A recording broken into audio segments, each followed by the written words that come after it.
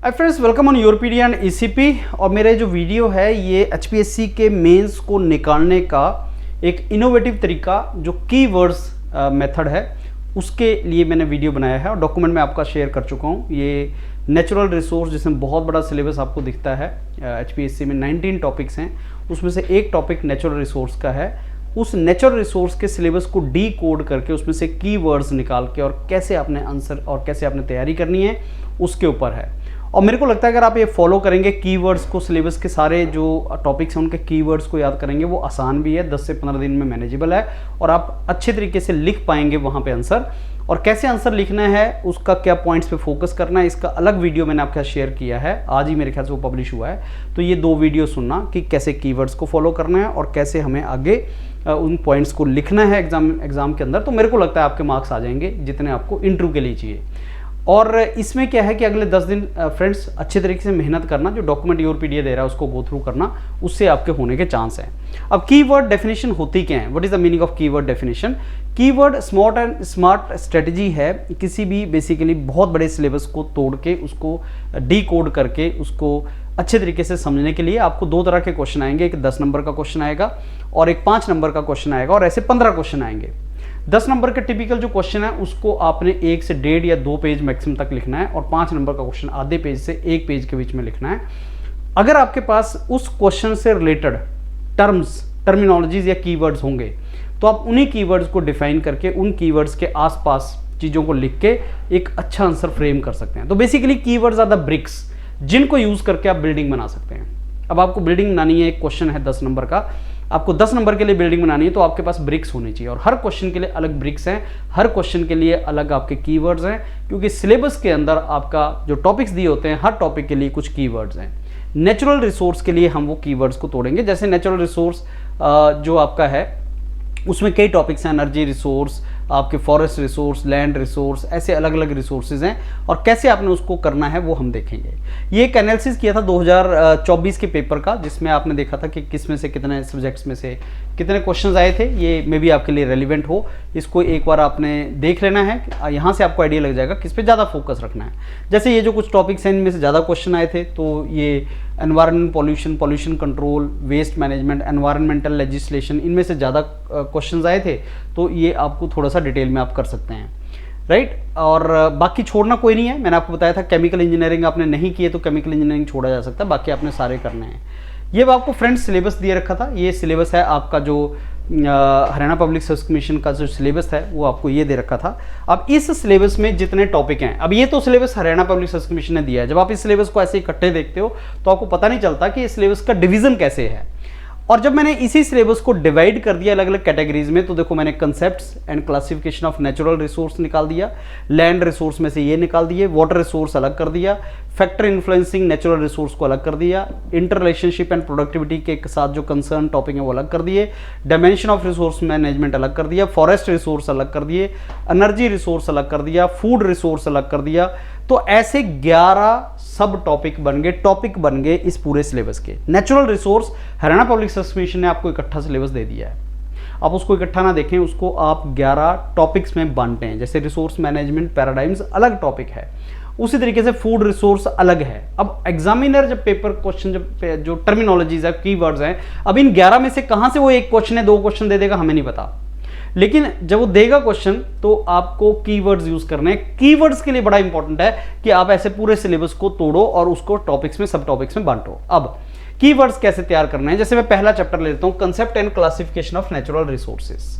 अब एक concept and classification of natural resources में आपके ये टॉपिक्स आ गए, classification and concept of natural resources, ये दिया हुआ है, concept of resources, classification of natural resources.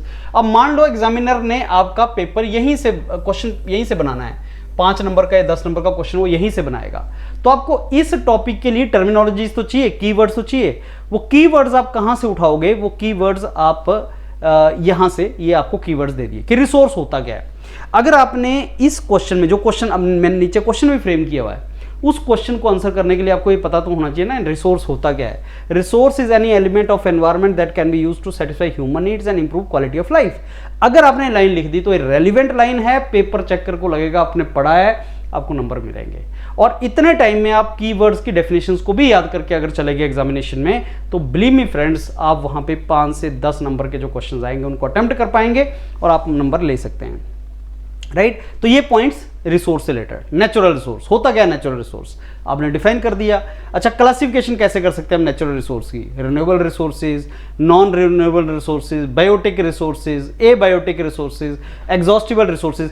तो आपने point wise, topic wise, point wise, सब पॉइंट वाइज आपने, पेन तो आपके पास एक ही होगा, काले या नीले रंग का जो भी है, उसी को पॉइंट वाइज अगर आंसर लिखोगे तो आपका आंसर बड़ा दिखेगा भी और आप अच्छे मार्क्स ले भी सकोगे। तो ये आपका ये सारे के सारा अकॉर्डिंगली आ गया, राइट। तो ये यहाँ पे आपके कैच वर्ड्स आ गए। तो अब इसका प्रिंट आउट आपने लिया, डॉक्यूमेंट में भेज चुका हूँ व्हाट्सएप ग्रुप में, प्रिंट आउट लिया और एक जितने भी कीवर्ड्स हैं इनको आपने रिवाइज करना स्टार्ट कर दिया। अब इस पे क्वेश्चन कैसा बन सकता है?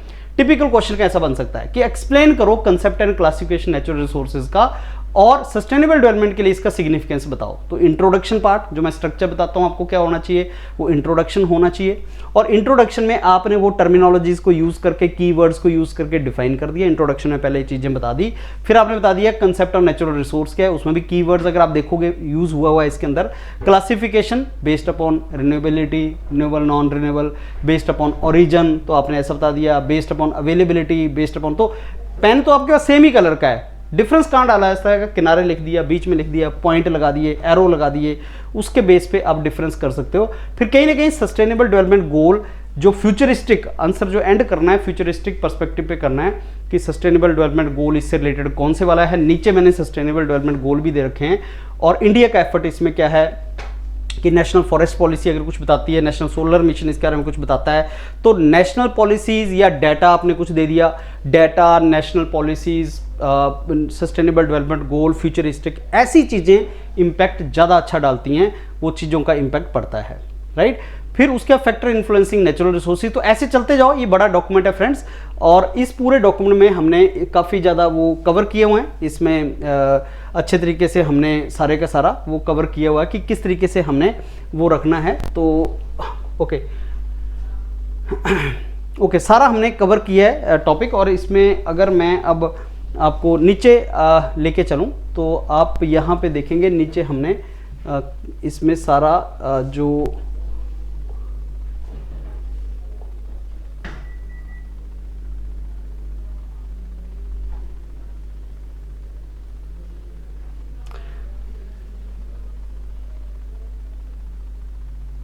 सस्टेनेबल डेवलपमेंट गोल वगैरह नीचे कवर किए हैं फ्रेंड्स। गवर्नमेंट की कुछ रेलिवेंट पॉलिसीज क्या हो सकती हैं वो भी कवर हुआ है। तो हर टॉपिक के इस डॉक्यूमेंट के अंदर कीवर्ड्स हैं, उन कीवर्ड्स को अगर आपने समझ लिया तो आई एम वेरी श्योर आप अच्छा आंसर भी कर पाएंगे। और 17 sustainable development goal, 17 sustainable development goal क्या हैं और इन 17 सस्टेनेबल डेवलपमेंट गोल का रेलिवेंस ये किस तरीके से नेचुरल रिसोर्स के साथ जुड़े हुए हैं वो भी यहाँ पे मेंशन है। तो नेचुरल रिसोर्स के साथ ये 17 सस्टेनेबल डेवलपमेंट गोल कैसे जुड़े हैं और क्या इनका इम्पैक्ट है, ये आप रिवाइज कर लेना। और कहीं ना कहीं अपने आंसर में अगर आपने इनको इंक्लूड कर दिया तो आपका आंसर बहुत अच्छा बनेगा। तो natural resource and sustainable development goal के बीच में क्या लिंक है, और आपके 19 चैप्टर हैं, 19 के 19 चैप्टर में सस्टेनेबल डेवलपमेंट गोल के साथ क्या रेलिवेंस बनता है ये आपको पता होना चाहिए। तो मैंने यहाँ पे इसके साथ बताया है, जैसे सस्टेनेबल डेवलपमेंट गोल का पावर्टी नेचुरल रिसोर्स के साथ कैसे लिंक्ड है, जीरो हंगर नेचुरल रिसोर्स के साथ कैसे रिलेटेड है, क्लीन वाटर सैनिटेशन कैसे लिंक्ड है, ये आपको पता लग जाएगा। तो ये सस्टेनेबल डेवलपमेंट गोल और सब्जेक्ट का रिलेशन वो आपको पता लग जाएगा। फिर लेटेस्ट गवर्नमेंट पॉलिसीज़, गवर्नमेंट की कौन सी पॉलिसीज़ हैं जो नेचुरल रिसोर्स के साथ लेटेस्ट गवर्नमेंट पॉलिसीज़ लिंक्ड हैं और डाटा क्या है ये आपको पता लग जाएगा। तो कहीं ना कहीं आंसर में अगर आपने वो चीज़ें डाल दी, यही स्मार्ट वर्क आपको करना है अपना मेज़ निकालने के लिए। एंड अगर आप ऐसा करेंगे तो I am very sure you will have very good marks और आप मेज़ निकाल लेंगे। Thank you.